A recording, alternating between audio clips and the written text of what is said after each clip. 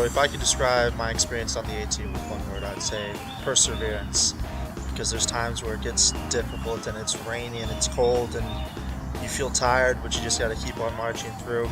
People from all over the world come onto the AT, the Appalachian Trail.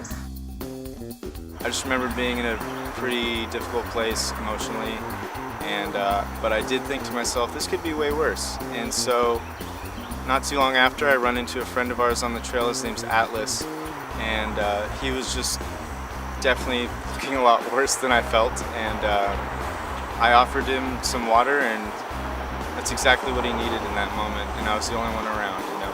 And he told me later that day if I hadn't given him water, he might not have continued the trail.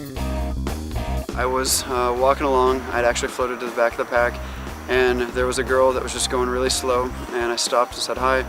And half an hour later, she is bearing her soul, all the pain from her life, her dad, you know, everything that has kind of come against her lately. And we launched into this conversation about God. And at the end of the conversation, I mean, she's just crying, and she says, "Is this okay? Like, I'm so sorry." And I just remember God just telling me, like, this is why you're here.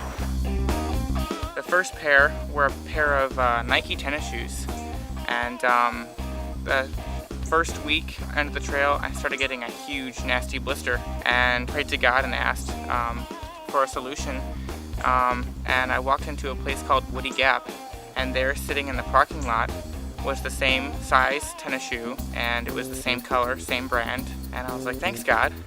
And later on down the road, I bought a pair of Solomons. I hiked those to death. Those things are trash now.